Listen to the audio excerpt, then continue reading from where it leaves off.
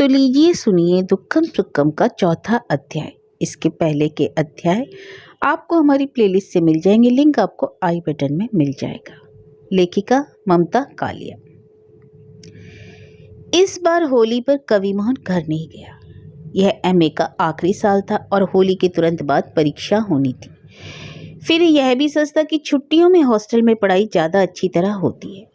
Hostel तकरीबन खाली हो जाता और 150 विद्यार्थियों की जगह मुश्किल से 40-50 बचते। मेस के सेवक भी छुट्टी पर चले जाते। ले देकर बड़े महाराज और दुखीराम रह जाते। थोड़े से लड़कों का खाना वे बड़े ध्यान से बनाते और फिर पूरे फागुन बड़े महाराज शाम के समय भांग मिली ठंडाई घोटते और लोटे में से सेवन करते। शाम की ब्यालू वे बड़ी तरंग से तैयार करते। कभी आलू की तरकारी में नमक की जगह सूजी डाल देते और जब विद्यार्थी शोर मचाते तो कहते, जे अंग्रेज सरकार ऐसी जाली माई की नमक की लुनाई गुड़ की मिठाई सब सुई से खींचकर निकाल लेवे है। दुखीराम खीखी हंस पड़ता और सबकी थाली में थोड़ा थोड़ा नमक परोस देता। होली में 2 दिन की दावत बनती। बड़े महाराज क्या बनाएंगे यह उनके स्नान के समय पता चल जाता। वे नल के नीचे नहाते जाते और जनेऊ के धागे से अपनी पीठ कांसते हुए गाते, सेम भिंडी मटर सबोल कोला कचनारिन को जल्दी बुलाओ जी, नेक धनिये की चटनी घुटाओ जी। होली पर लड़के शर्त बंध कर दावत जीमते। 20-25 यहाँ तक कि 30-30 पुड़ियां खाने वाले वीर भी दिखाई दे जाते। पत्तल में उस दिन भांग की बर्फी भी परोसी जाती। कवि मोहन ने अपनी बर्फी गिरधारी को दी तो गिरधारी बोला, अरे यार आज तो तुझे चखनी पड़ेगी। कवि ने कहा, मुझे देखकर ही चढ़ गई, तुम खाओ। बर्फी में बुड़का मारकर गिरधारी तरंग से झूमने का नाटक करने लगा। अभी तो तुम्हारे पेट तक पहुंची भी नहीं, कवि ने कहा। बड़े महाराज बोले, आप महात्मा गांधी के चेले क्या जानो होली का हुड़दंग, आपने कहने को तो आप मथुरा के हो।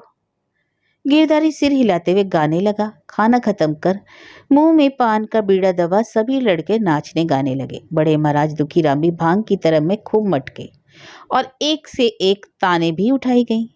तभी डॉक्टर राजेंद्र लड़कों को होली की बधाई देने पहुंच गए। सभी छात्र उनसे गले मिले, उन्हें अबीर लगाया और सब ने उनके चरण स्पर्श किए। कवि उनके निकट खड़ा हो गया। विद्यार्थियों का आमोद प्रमोद देखकर डॉक्टर राजेंद्र ने कहा, लाख तुम अंग्रेजी साहित्य पढ़ो, तुम्हें राग रंग का इससे अच्छा उदाहरण विश्व संस्कृति में नहीं मिल सकता।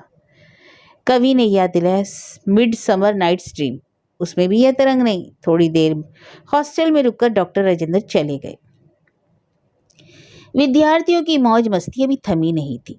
कवि ने गिरधारी से पूछा, मस्ती तो चढ़ गई, अब यह पतंग उतरेगी कैसे? अरे पतंग तो अब दाल मंडी जाकर ही उतरेगी, गिरधारी ने मटकते हुए कहा। कवि सबसे पीछा छुड़ाकर अपने कमरे की ओर चल दिया। उसे तनाव मुक्त होने के ऐसे अस्थायी अड्डे बनावटी लगते थे। दरअसल जब भी वह स्त्री की उपस्थिति की अभिलाषा करता, उसके सामने इंदु के सिवा दूसरी कोई छवि ही ना आती। इसमें शक नहीं कि वह पूरी तरह अपनी पत्नी के प्रेम में पड़ा हुआ पुरुष था। उसने सोचा था, आज एरिस्टोटिल की पोइटिक्स अच्छी तरह पढ़ गुन लेगा और इंदु की याद ने इतना उद्वीन कर दिया कि पढ़ाई में मन ही नहीं लगा। लहम बुझाकर लेट गया। करवट करवट उसे प्रिया नजर आई। उसे यह भी याद आया कि विवाह की रात उसका हाथ अपने हाथ में लेते हुए इंदु से ज्यादा कांप रहा था। इंदु के गोरे गुलाबी हाथ में उसका हाथ कितना रूखा, काला और कठोर लगा। उसे यह भी भय हुआ कि कहीं इंदु उसे नापास तो नहीं कर देगी। विवाह की रस्म से लेकर अब तक समय अजीब तरीके से कटा था। जैसे ही वे घर पहुंचे थे, पिता ने कहा था, कभी ये जामा जूते पाक जल्दी उतार कर वापस दे दे, फिजूल किराया चढ़ेगा। जीजी उसके लिए धोती कमीज ले आई थी। इंदु को अंदर के कमरे में लड़कियों के बीच भेज दिया गया था। वैसे तो कभी उन सजावटी कपड़ों में अटपटा महसूस कर रहा था, लेकिन उसे लगा माता पिता कुछ ज्यादा ही कौवापन दिखा रहे हैं। मुंह दिखाई में जितना शगुन आया था, जीजी ने अपनी धोती में के खूंट में बांध लिया। कुछ रिश्तेदार कपड़े और अंगूठी, लौंग जैसे हल्के गहने लाए थे, उन पर सब बहनों ने कब्जा कर लिया। उसके बाद जीजी ने कहा, हमारी बहू बेचारी बड़ी सीधी है, मुंह में बोल तक तो याके होई ना है। अकेलापन पाकर कवि ने पूछा था, तुम्हें जीजी और बहनों की बातों का बुरा तो नहीं लगा? इंदु ने मुस्कुराते हुए गर्दन हिला दी। तुम्हारी सब चीजें बढ़ गई, उनका हक था, लेने का मेरे पास बहुत है। ऐसा नहीं था कि ये शुरू की सलज्जता थी जो बाद में बदली। इंदु का भोलापन निर्भयता की सीमा तक जाता था। उसने ससुराल के समस्त अनुशासन, मितव्ययता और प्रतिदिनता को बिना किसी प्रतिवाद कुछ इस तरह स्वीकार कर लिया कि कवि अपने अध्ययन चिंतन की चिंता में जीने के लिए स्वतंत्र हो गया। इन 5 वर्षों में बस इतना अवश्य हुआ कि इंदु ने घर की जटिलता पर उफ ना की, किंतु कुटिलता पर उसे क्रोध आया। गुस्से में कभी वह खाना छोड़ देती तो कभी बोलना। इस रात भी कवि को वही लग रहा था जो अक्सर लगा करता था कि जल्द से जल्द एमए उत्तीर्ण कर वह किसी कॉलेज में नौकरी पा ले। और उसने कल्पना में उसे दिल्ली में नौकरी मिल भी गई। वह पत्नी और बच्चों के साथ शहर में मकान लेकर रह रहा है। कैसा होगा अलग शहर में अपना एकल परिवार रहकर रहना। उसे मैथिली शरण गुप्त की पंक्ति याद आ गई थी। उसे लगा मथुरा में उसका अपना घर एक ऐसा वास है जिसमें न सुख है, न चैन, न शांति, न सामंजस्य। वहाँ सब एक दूसरे से गुथे हुए चींटों की तरह चिपके रहते हैं और चोट करते रहते हैं। यादों के क्रम में एकाएक कवि को याद आ गई लड़कपन की एक घटना। भारतीय जी के यहाँ पुत्र जन्म की जनार का न्योता था। दादाजी को 2 दिन से पेचिश हो रही थी।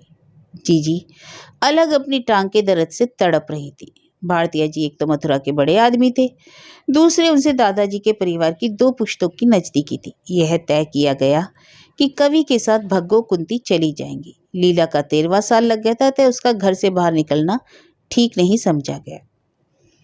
कवि को याद है तीनों बच्चे हंसी खुशी दावत खाकर लौटे थे। दादाजी ने 2 दिन के बाद थोड़ी सी खिचड़ी खाई थी और लेटे हुए थे। उन्होंने कवि को बुलाकर पूछा था, क्या क्या खाए को मिला?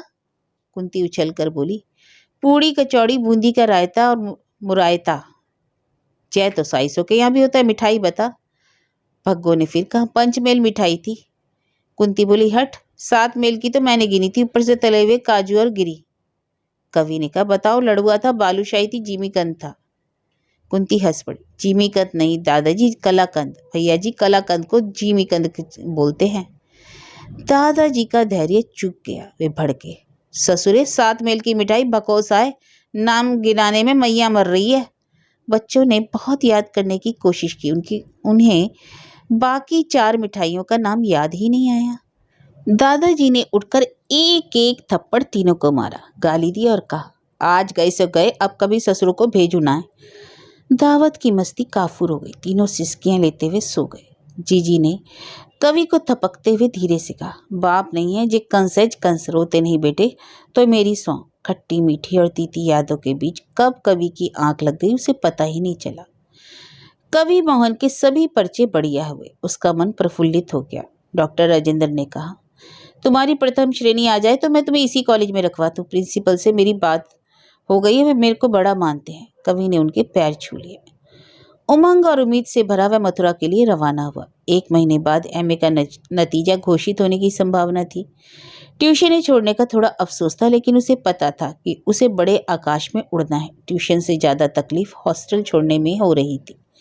ना जाने कितने मित्र बन गए थे। कवि के कारण ही हॉस्टल में आए दिन कवि गोष्ठियाँ होती रहती थी, जिनमें कभी वह अपनी तो कभी प्रसिद्ध कवियों की कविताओं का सस्वर वाचन करता, कई बार पैरोडी भी बनाता, जिससे दोस्तों का खूब मनोरंजन होता। उसकी बनाई बच्चन जी की मधुशाला की पैरोडी बहुत पसंद की गई थी।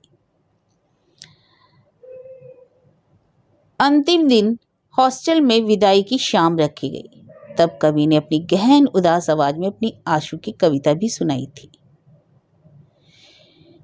20वीं शताब्दी की मथुरा अगर बदल रही थी तो इसलिए क्योंकि परिवर्तन की लहर समूचे भारत में उठी थी। कांग्रेस जन मन की चेतना पर गहरा असर डाल रही थी। आजादी की अभिलाषा ने बच्चे बड़े सबको आंदोलित कर डाला। एक तरफ लोगों में स्वदेशी पहनने की होड़ लग गई थी, तो दूसरी तरफ स्वदेशी वस्तुएं इस्तेमाल करने की। लाला नथीलाल के कुनबे में मिल का कपड़ा छोड़ खादी अपनाई गई, तो इसलिए क्योंकि खादी सस्ती पड़ती थी। जनाना धोती मिल की बनी 4 रुपये जोड़ा थी, तो खादी की 3 रुपये जोड़ा। लेकिन खादी की धोती धोने में मेहनत ज़्यादा पड़ती। जीजी कहती, खादी की धोती जंपर में सबसे अच्छा यह है कि वह सिर से पैर तक कहीं बदन नहीं दिखता। ठंड लगे तो ओढ़ के सो लो और गर्मी लगे तो पंखे की तरह डुलाकर हवा कर लो। जीजी चरखा समिति में जाने लगी थी। समिति की तरफ से उन्हें एक चरखा भेंट में मिला। घर में पुराने रुअड़ की कमी नहीं थी। पहले उससे मोटा सूत काटा गया। बड़ी शर्म आई कि इतना मोटा सूत भाई जी को कैसे दिखाए, पर भाई जी ने जीजी का बड़ा हौसला बढ़ाया। अच्छा है बहन जी, इससे बड़े अच्छे खेस तैयार होंगे, लागत मूल्य पर आप ही को दे देंगे। इंदु कभी कभी भुनभुनाती, जीजी तो सवेरे से चरखा लेकर बैठ जाती हैं और हमें चक्की थमा देती हैं। चक्की पर रोज दाल दली जाती, एक ना एक बोरी चक्की के पास रखी ही रहती, कभी उड़द तो कभी मूंग। चक्की के हत्थे से हिंदू की हथेलियों में ठेके से पड़ गए थे। यही हाल भग्गो का था। जीजी रोज नई जानकारियों से भरी रहती। दिल्ली कांग्रेस सभा से कमला बहन ने मथुरा की महिलाओं को एकजुट करने के लिए यहीं डेरा डाल लिया। जीजी ने रसोई में एक कनस्तर रखा और बहू बेटी से बोली, अब से रोटी बनाने के बाद बचा हुआ पलथन इसमें डाला करो। अच्छा, मोहल्ले की सभी औरतों ने ऐसा इंतजाम किया।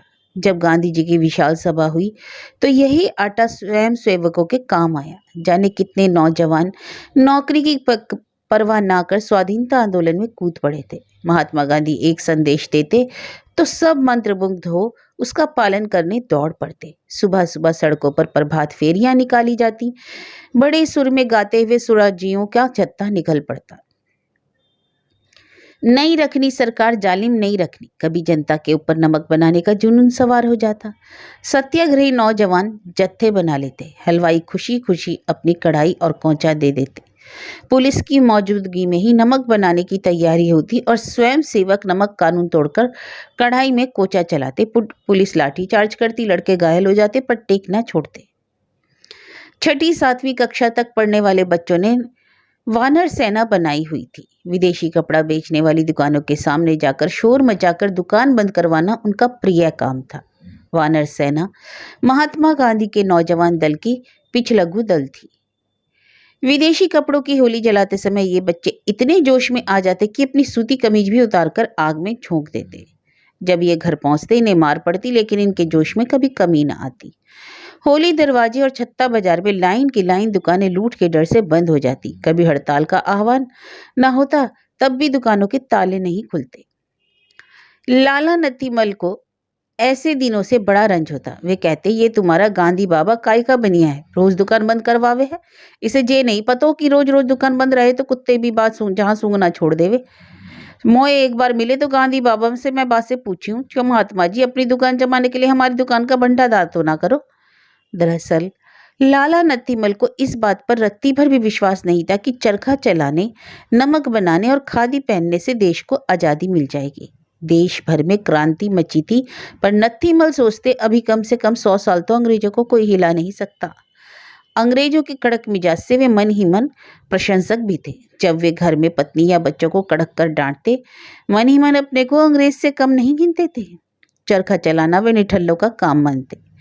उनकी पत्नी जब पूरी तालीनता से चरखे में लगी होती, वे कहते, मोई तो लगे तुम जुलाहिन की जाई हो, बनिया तो तराजू छोड़ो और कछू चलाना ना जाए ना।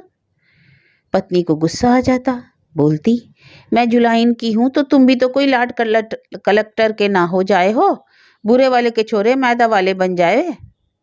नत्थीमल दांत पीसते, जबान लड़ाना सुरीजनों से सीख कर आती है। आए तो कोई सुरीजन घर में, ससुरी का टेटुआ ना दबा दूंगा। बनिए के दवज्जे कोई मूतने भी ना आवे। पत्नी भुनभुनाती। विद्यावती ने अपनी नई साथी को समझा रखा था कि आना हो तो दोपहर में आओ। विद्यावती अब तक गृहस्थी में से 2 कनस्तर चून निकाल कर दे चुकी थी। साथिनों की सलाह थी कि अब की बार कम से कम 1 कुंड चून इकट्ठा करके वे दे। उन्होंने कहा, कमला बहन जी ने बताया कि अगले महीने बापूजी की बहुत बड़ी सभा होगी, सारे शहर से लोग पधारेंगे। विद्यावती ने डींग हाँक दी, चून की कोई कमी ना है, बोरियां चीनी रखी हैं घर में। साथियों को खुशी हुई। वे बोली, विद्या बहन अपने मालिक से भी पूछ लेना, कहीं तुम पर चिल्लावे ना। विद्यावती फिर भी नहीं डरी। 1 आध बोरी तो गिनते में भी ना आएगी, पूछबे कि कौन जामे। एक दिन लाला नत्थीमल की नजर चौके के कोने में रखे कनस्तर पर पड़ गई। उन्हें हैरानी हुई, चौके में तो 2 ईंटों पर यह कनस्तर क्यों रखा हुआ है? रसोई की कच्ची रसद हमेशा कोठे में रखी जाती है। उन्होंने कनस्तर खोलकर देखा, उसमें मुश्किल से सेर भर आटा था। उनके पूछने के पहले भग्गो ने कहा, जीजी इकट्ठा कर रही है, जे सुराजियों का आटा है। पिता आग बबूला हो गए। अब का गली गली जाकर चून मांगती है तेरी मैया। इतने देर में विद्यावती आ गई। उसने दूर से ही कहा, इसे हाथ ना लगाना, जे आजादी की लड़ाई में काम आएगा। आटे से लेगी आजादी। महात्मा गांधी खुद तो जो सो हैं, लुगाइयों को भी पागल बना रखा है। कान खोल कर सुन लो, अब से घर में कोई चून चना सुराजियों के यहाँ नहीं जाएगा। इसका मतलब या घर में मेरा कोई हक नहीं? विद्यावती ने पूछा। मैं अपनी मर्जी से पलोथन का चून भी नहीं दे सकती। ज्यादा बर्राव ना आई। दुकान पर 2 बार भुना हुआ कनक पड़ा है, उसमें से 1 बोरी कहो भिजवा दूं, पर हाँ, बोरी वापस मिलनी चाहिए। गांधी बाबा के वॉलियंटरों को घुना गेहूं खिलाओगे? तुम्हें पाप पड़ेगा, समझे। नत्थीमल वहां से हट गए। आजादी की हलचल और लोगों की इसमें हिस्सेदारी से वे नाराज थे। उनके विचार में यह आंदोलन फांदोलन सिर्फ दुकानदारी खराब करने के फंदे थे। इनसे किसी को अब भला नहीं होना था। वे कहते, इन ससुरों को गांधी बाबा की रट लगे। जब ये जेल में ठुसे जाएंगे और वहां पर डंडे पड़ेंगे तब सुधे जाएंगे।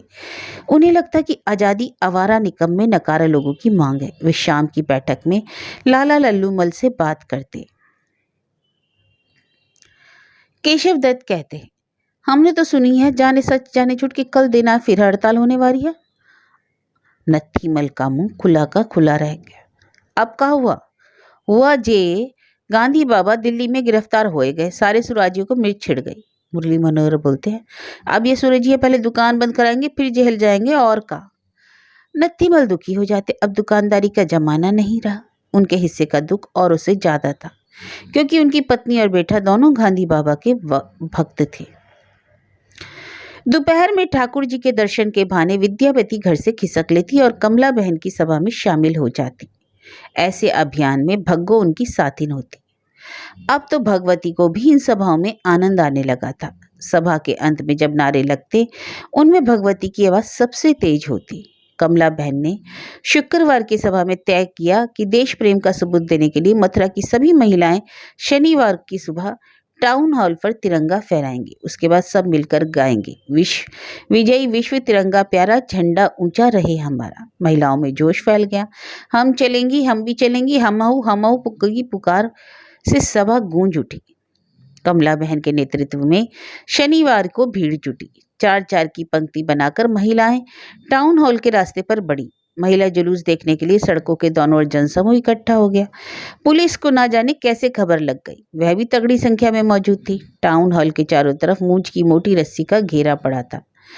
टाउन हॉल परिसर में घुसना मना था। कमला बहन लंबी चौड़ी हष्ट पुष्ट महिला थी। उन्होंने टाउन हॉल के सीध में सड़क पर खड़े होकर ललकारा, प्यारी बहनों, हमारे पूजनीय बापू इस वक्त जेल में हैं। हम सबको बापू जी की कसम है, हम यहाँ तिरंगा फहरा कर ही जाएंगे। आप सब तैयार हैं? सबने जोर से हुंकार भरी। टाउन हॉल की 4 दीवारी की एक तरफ से दीवार थोड़ी टूटी हुई थी। उसी पर से कूद कूद कर महिलाएं परिसर में पहुंच गई। विद्यावती एक टांग से लाचार थी। उनके लिए एक छोटी सी मेड़ उलांघना भी विषम था। अतः वह परिसर के बाहर ही रह गई। उन्होंने भग्गो को रोका, पर वह बकरी की तरह कूदकर अंदर पहुंच गई। सिपाहियों ने पहले हाथ जोड़कर कहा, बहन जी, हमें मजबूर न कीजिए, या झंडा लगाने का ऑर्डर नहीं। कमला बहन अनसुनी कर सीढ़ियों से ऊपर चली गई। इंद्रावती के हाथ में लिपटा हुआ तिरंगा था। दयावती ने वह पहला बांस पकड़ा हुआ था जिसमें तिरंगा लगाना था। भीड़ के मारे भगवती ऊपर तो नहीं पहुंच पाई, किंतु जीने से ही बोलती रही, गांधी बाबा की जय। तभी 2 सिपाहियों ने आकर डपटा, चौप, अभी थाने ले जाकर बंद कर देंगे, बड़ी चली है नेता बनने। सड़क से विद्यावती पत्थर पर बैठी भगवती पर नजर रखे थी। वे चिल्लाई, अरे भग्गो, भजी चली है, मेरे पैर में बाट आ गई रे। भग्गो माँ की तरफ भागी। इस तरह माँ बेटी दोनों उस दिन गिरफ्तारी से बच गईं, वरना गिरफ्तारियां तो बहुत हुई। लाला जी को खबर लगनी थी। रात को खूब चिल्लाए। पत्नी से कहा, इस चोरी का कहीं भी आना होगा, कह देता हूँ, तुम दिन भर इसको लेकर सिराजियों में घूमो, ये लक्षण अच्छे हैं? हमें कौन बुराई है? मैं साथ में हूँ, मेरे संग वापस आ गई। आगे से सुन लो, चरखा वरखा चलाना है तो घर में बैठकर चलाओ, पर बाहर निकली तो देख लेना, एक टांग तो भगवान ने तोड़ दी, दूसरी मैं तोड़ दूंगा। विद्यावती चुप लगा गई। झगड़ालू आदमी से कौन मुंह लगे?